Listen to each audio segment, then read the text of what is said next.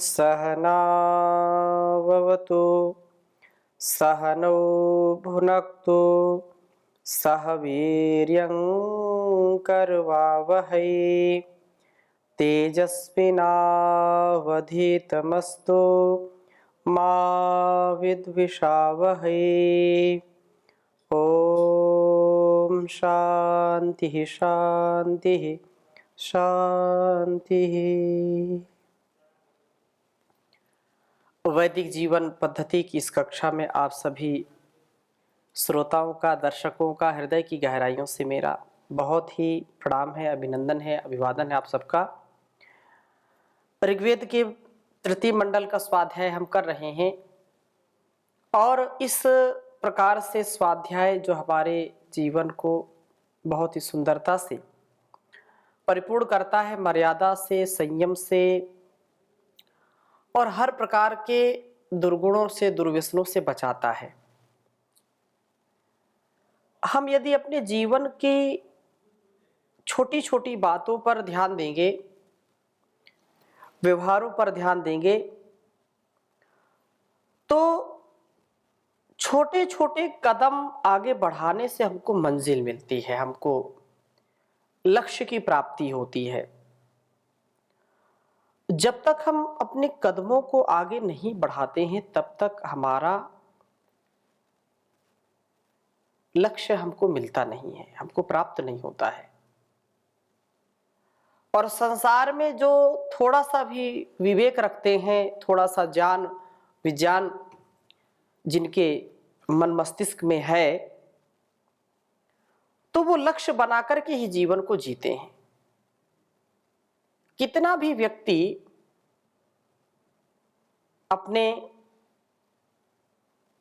स्वार्थ से परिपूर्ण हो, अपने इंद्रियों की परिपूर्णता चाहता हो, इंद्रियों की विलासिता अर्थात इंद्रियों का जो अतिशय, ये कहें कि जीवन की जो लक्ष्य की स्थिति है उससे भटक करके भौतिक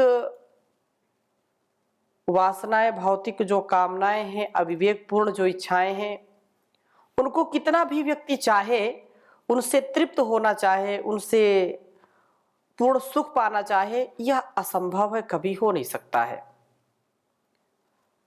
परंतु उन वासनाओं से, उन अविवेकपूर्ण कामनाओं से यदि बचना भी चाहता है तो उसको एक एक कदम आगे बढ़ना पड़ेगा।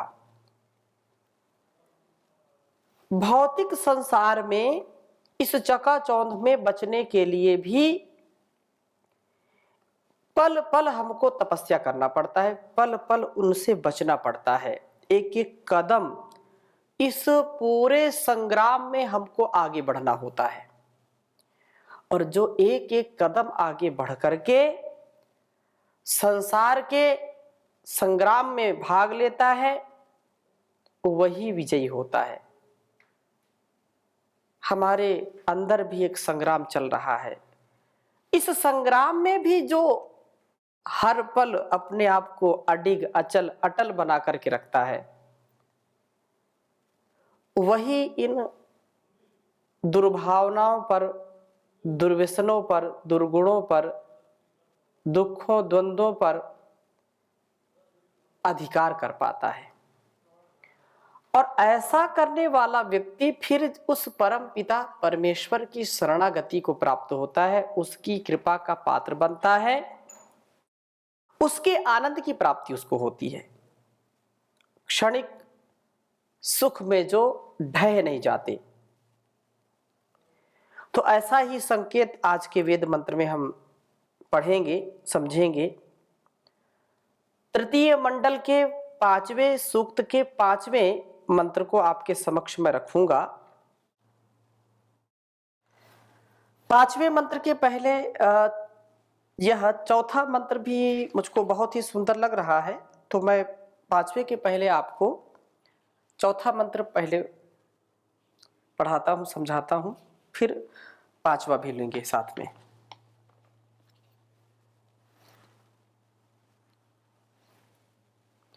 ओम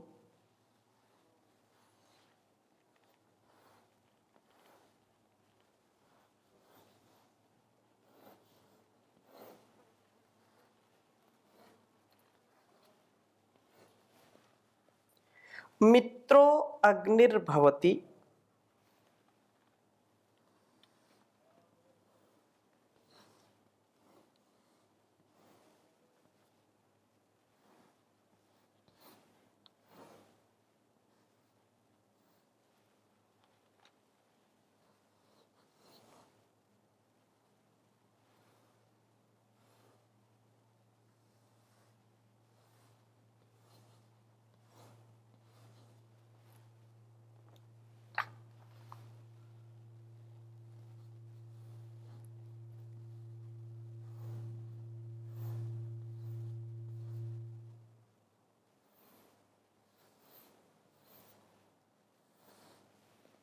मित्रो अग्निर्भवति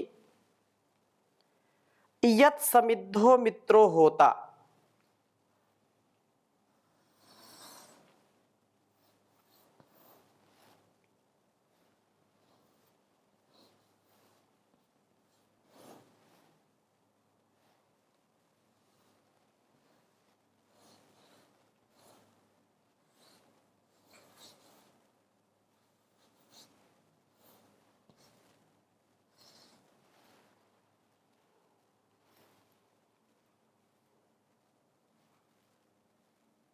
यत् समिद्धो मित्रो होता।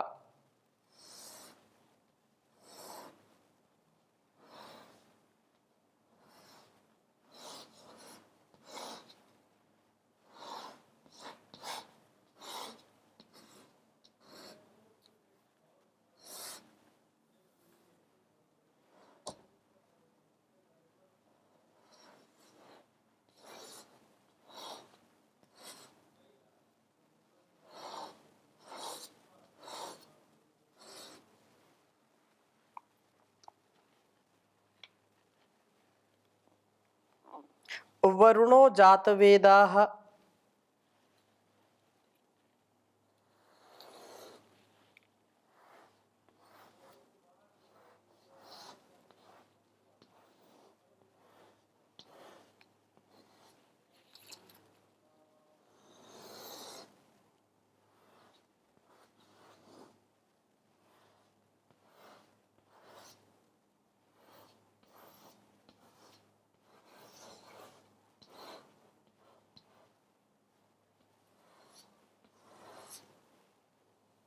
वरुणो जातवेदाः मित्रो अध्वर्यो ऋषिरो मित्रो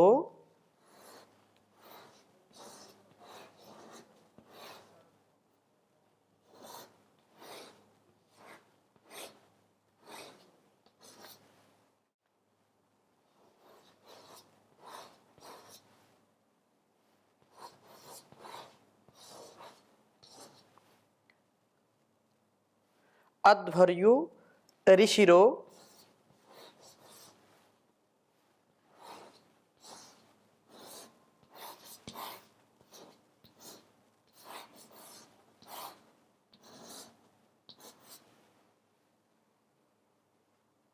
दमूना मित्रः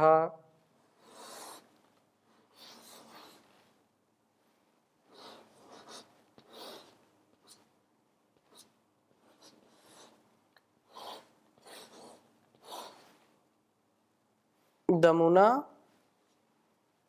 मित्रः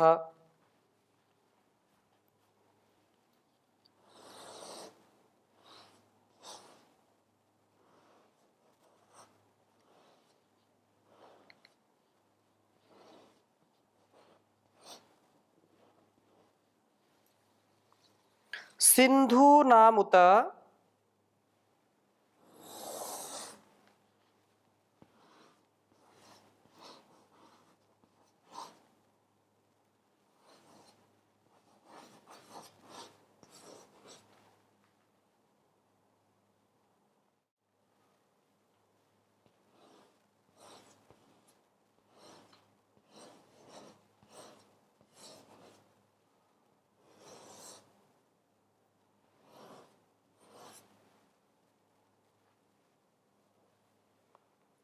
पर्वतानाम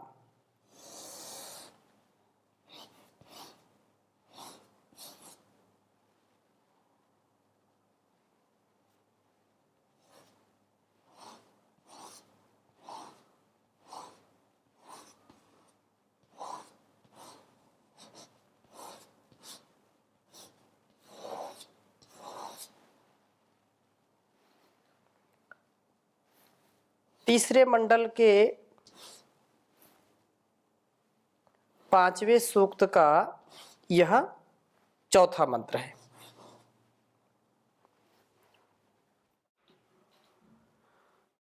ओम मित्रो अग्निर्भवति यत्समिद्धो मित्रो होता वरुणो जात वेदाः मित्रो अध्वर्युरिशिरोदमुना मित्रः सिन्धूनामुत पर्वतानाम्।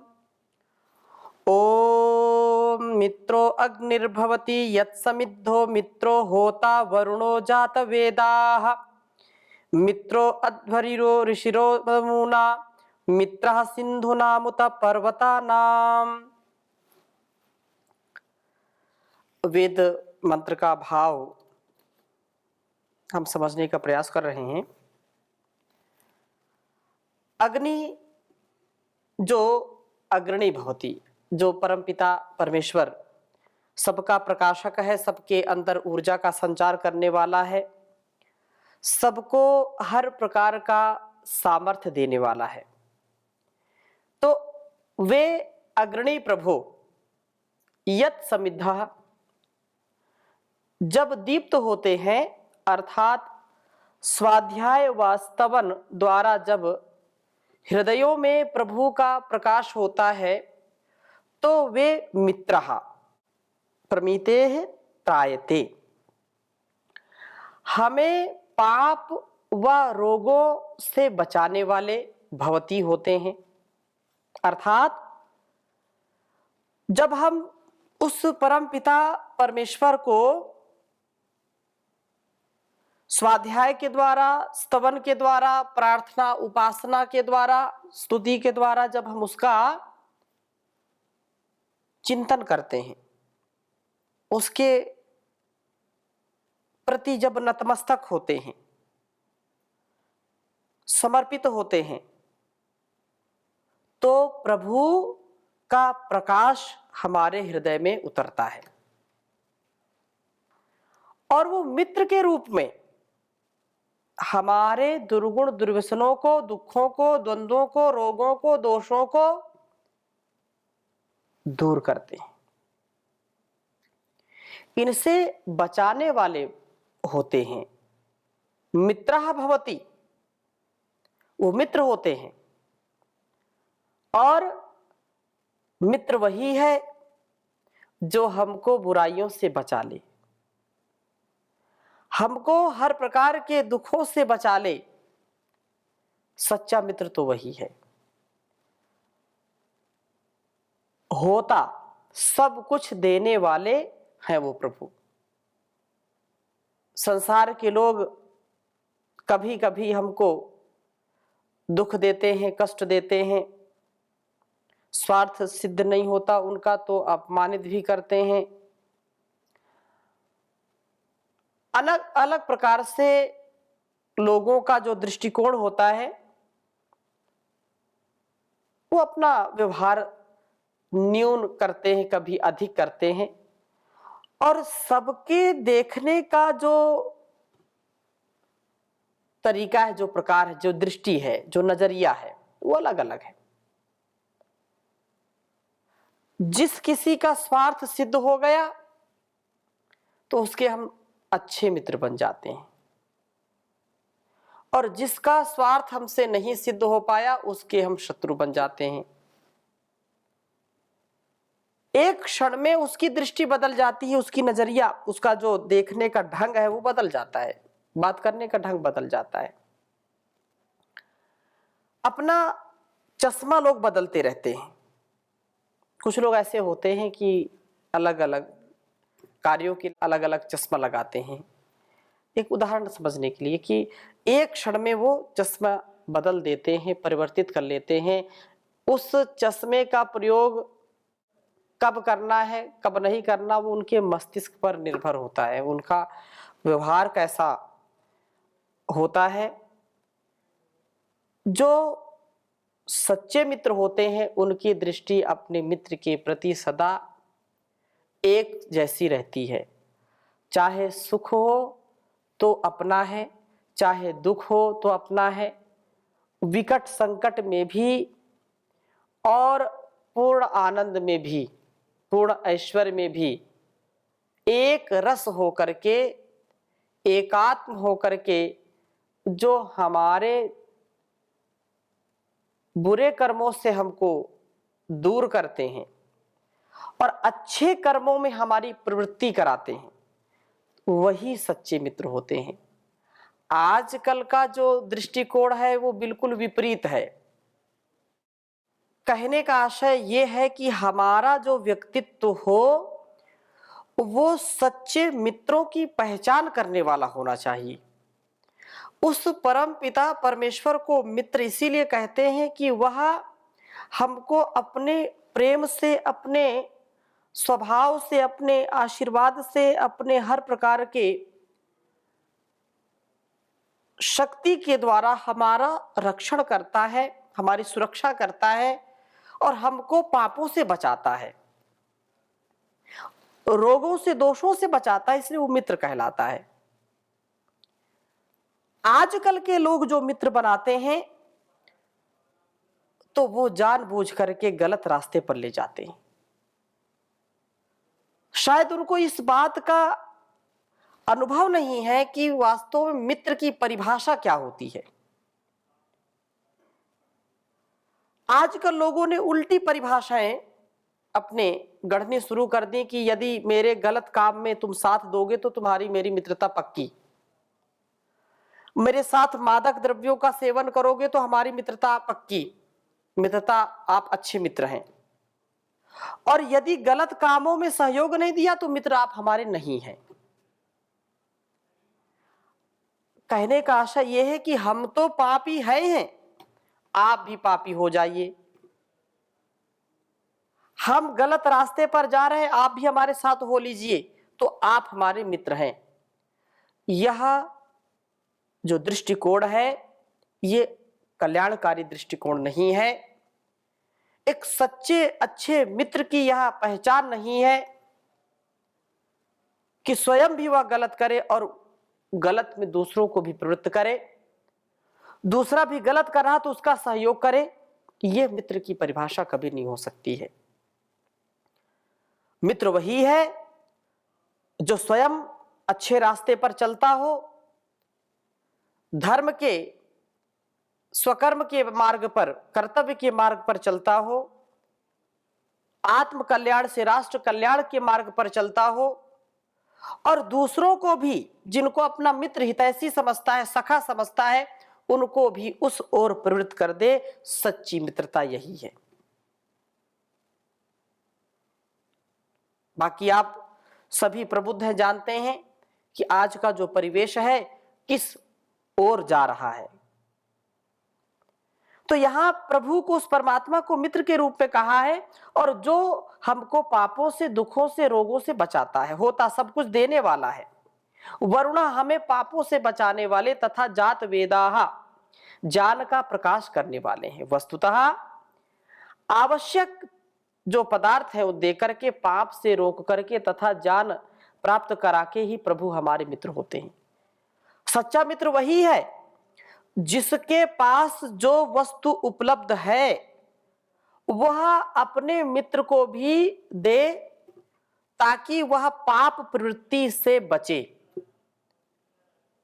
आवश्यक जो कुछ भी दे सकता है उसका सहयोग करे, उसका हर प्रकार से उत्थान चाहने वाला हो, तो वह ज्ञान से, विज्ञान से, धन से, संपत्ति से, हर प्रकार से विपत्ति में जो सहयोग करता है वही मित्र होता है।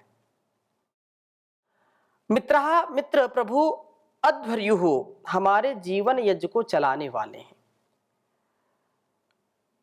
अध्वर्यु जो यज्ञ अबाध गति से प्रज्वलित रहे, यज्ञ अग्नि कभी बुझे नहीं, ठंडी ना हो, कोई उसमें हिंसा ना हो, संपूर्णता से जो उस व्यवस्था को देखता है, तो ऐसे ही वह परम पिता परमेश्वर इस जीवन यज्ञ को सदा सुपथ की ओर ले जाते हैं, कल्याण के पथ की ओर ले जाते हैं। इस जीवन यज्ञ को जो कल्याणकारी कर्मों में सदा प्रवृत्त होकर के अपना भी और दूसरों का सदा कल्याण करता रहता, उसके लिए वह अध्वर्यु के रूप में है। इशिरः प्रेरणा को देने वाले हैं, तथा दमूनाः सदा हमारे लिए दान के मन वाले हैं। अथवा ये कहें कि हमें दांत मन वाला बनाते हैं, वे प्रभु मित्र उन्हीं के हैं जो कि सिंधु नाम स्यंदते स्यंदन्ते नदियों के प्रवाह की तरह कर्म के प्रवाह वाले हैं, क्रियाशील स्वभाव वाले हैं, क्रियाशील स्वभाव वाले, कर्म के प्रवाह वाले हैं। अर्थात जो कभी भी प्रमाद में, आलस्य में, निठल्लेपन में नहीं रहते। इस कर्म के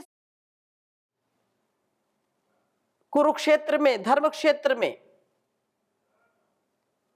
सदा प्रयत्न पूर्वक, जो उत्साह पूर्वक जीवन की यात्रा को पूरा करते हैं। उत और पर्वता नाम पर्व पूर्णे, जो आत्मालोचन द्वारा अपनी कमियों को देख करके उन कमियों को, उन न्यूनताओं को, उन संकीर्णताओं को दूर करने वाले हैं। उन न्यूनताओं को दूर करके अपना पूर्ण करने वाले हैं। इन सिंधुओं व पर्वतों के ही प्रभु मित्र हैं। यो जागारः तम ऋचः कामयन्ते, यो जागारः तम सामान्यन्ति।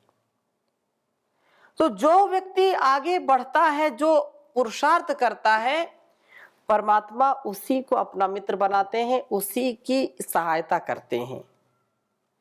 जो पूर्ण क्रियाशील हैं, जो उत्साह में रहते हैं, एक क्षण भी उनका निरर्थक नहीं जाता है, ऐसे ही मनुष्यों का साथ देते हैं। वे सखा होते हैं, वे सच्चे उद्धारक होते हैं, हमारे सच्चे सुधारक होते हैं।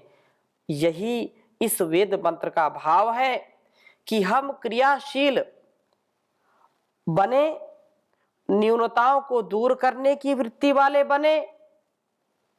ऐसा होने पर हम प्रभु की मित्रता पा सकेंगे। यदि प्रभु को अपना मित्र बनाना है, उस पावरफुल सुप्रीम पावर को, सुप्रीम सोल को यदि हमको उस को अपने साथ अंगसंग रखना है, अंगसंग उसका अनुभव करना है, तो ये हमको करना पड़ेगा कि क्रियाशीलता, परिपूर्णता हमारे अंदर रहे, पवित्रता रहे, और हमको सदा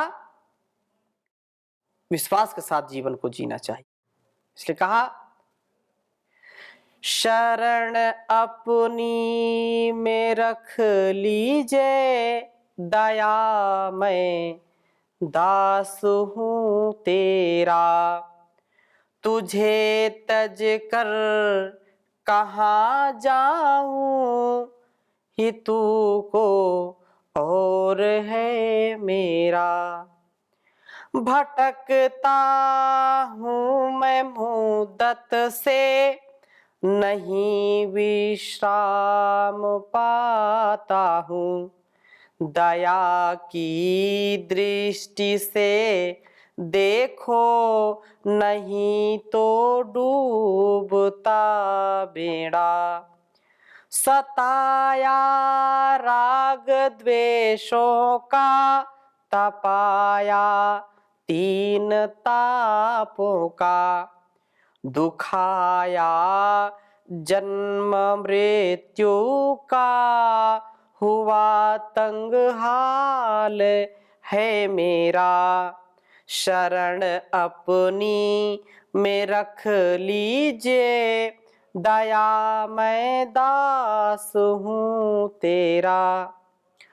दुखों को मेटने वाले, तुम्हारा नाम सुनकर मैं शरण में आ गिरा। अब तो भरोसा नाथ है तेरा, तुझे तज कर कहाँ जाऊं कि इस संसार में न कोई है मेरा। क्षमा अपराध कर मेरे, फकत अब आस है तेरी। बना दया बलदेव करके, बना ले नाथ निज चेरा। शरण अपनी में रख लीजिए, दया मैं दास हूँ तेरा। दया मैं दास हूँ तेरा, तुझे तज कर कहाँ जाऊं कि सब कुछ है तू ही मेरा। ओम शांति शांति शांति।